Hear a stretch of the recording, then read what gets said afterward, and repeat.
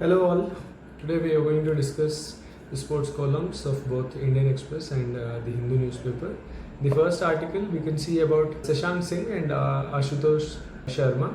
So this is about their journey, how they have handled their athletic careers and how are they doing now. So I'll just briefly go through one point in this, which is about where media circulated in news about Shashank Singh saying that he was mistakenly purchased, but he confirmed saying that it was not him, but there is another under 19 player, Shashank Singh, that everybody thought of, but it was not. It was actually him that Punjab has purchased. Again, coming to one news, how that disturbed his family, his mother and sister especially, where they even cried, saying that nobody believed that it was their son that actually Punjab wanted to purchase, and also details about while they were at their beginning of their careers, how difficult was it for them to manage few things like moving out of house when at a very young age, and also they used to umpire in certain local matches where they used to earn money for umpiring, and with that they used to buy lunch. So such stories are very motivating, and I think this is a very good article for especially the upcoming cricketers.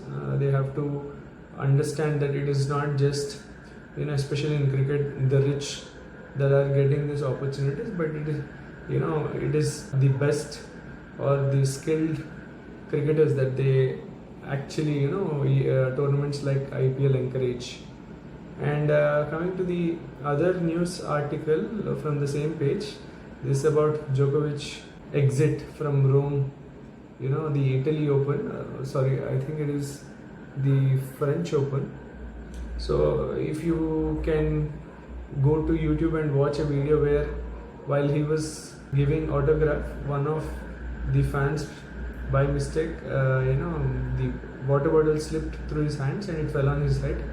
He was taken to again a small medical checkup, but later in his interview he said that maybe that hit affected his performance. I don't know how far it actually did, but this is the news in this article. In the other news in the same sports bar column, you can see Manu, Adarsh, and there are other finalists which the news we can see it on Hindu. All these shooters have got selected for are qualified for the Olympics.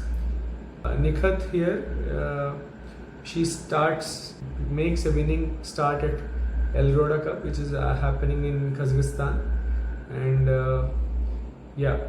so again in this next page we can see the heading bizarrely declared dead once. Nisha wrestles her way to prized Paris quota. If you especially the youth athletes, I request them to read this article. This is a very good article about the hardships this athlete has gone through. And once when she was playing in another country, there is this news that came out saying that she was dead, but it was not actually Nisha Dahiya, but another Nisha who died, and this fake news was then transpired on air, and that is how that also disturbed Nisha Dahiya. But then in this article it is all about how Nisha was guided by Sakshi Malik and during her training process, and many other details like how was she caught in doping once, and so she wanted to cut down weight, and when her friend's brother he recommended that you take this kind of a drug, and then he injected, where she multiple times asked that is this safe, but later he said it was safe, and later in one event she was caught. Initially she was banned for 4 years, but then later she pleaded, and it was extended, it was cut down to 2 years, and many other details like how during COVID she's got affected, and how she broke her collarbone, and many other details. And right now she's qualified for Paris. So this is a very nice article which gives us details of all those hardships that the athletes go through, and especially like during her ban, how she was training and how her family did not let her quit is a very nice article to read. And coming to the other article here, it is about Abha rotates to national mark.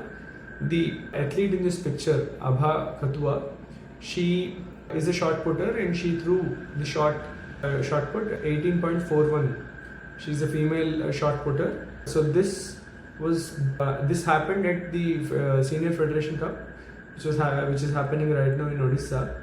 So this article is all about the biomechanics and the skill part, which is about changing the style. So initially she was throwing a technique called glide, and then she shifted to rotational. So yeah, an interesting article where she mentions about it is not you being heavy for this sport, it is all about the raw power. So many other details. It's a must read for the field athletes, whoever, or the athletes who are training for shot put. She also mentioned about the coaching staff who helped her, the other players who have helped her. And yeah, that's it from this article. And yeah, yesterday we've seen this about Unnati Ayappa. In here again we've seen this article where she's qualified for Junior World Championships, which is going to happen in Peru. One of her athletes is also traveling to Peru, and also one of our athletes is participating in the Paralympic events. So yeah, it is the same event, so that is one reason why I've mentioned. And also this is about her studying political science, a detail which is not very important, but again it is also about her parents. Her father is coaching her right now, and her mother is a double Olympian. She's participated in both Beijing Olympics, and I think she's also participated in one of the other Olympics. I think she's participated in Beijing Olympics. I'm not sure when was the other Olympics. Also, this article about Sat Chi look to regain edge at Thailand Open. This is about Satvik and Chirag, and right now they are in Thailand. They are participating this Thailand Open Super 500 tournament. So the Super 500, 750,000 are the tournaments which are graded tournaments. You can go find which grade has how many points and how important are those for planning to gain points. So yeah, that is the other article which is about badminton. And the last article which is very interesting is, usually we've read news about 17-year-old, 16-year-old, 18-year-old becoming grandmasters, but this is about a player who we can say graduated to grandmaster level, but at the age of 31 years. So he was struggling past 12 years, and right now he has got this title. So yeah, this is all about him again, that how it is very different from athletes like Praggnanandhaa, Gukesh and him, and how being economically sound not helps, but gives an opportunity to get exposed to multiple events. So there was one point he mentioned that he had to show the IT returns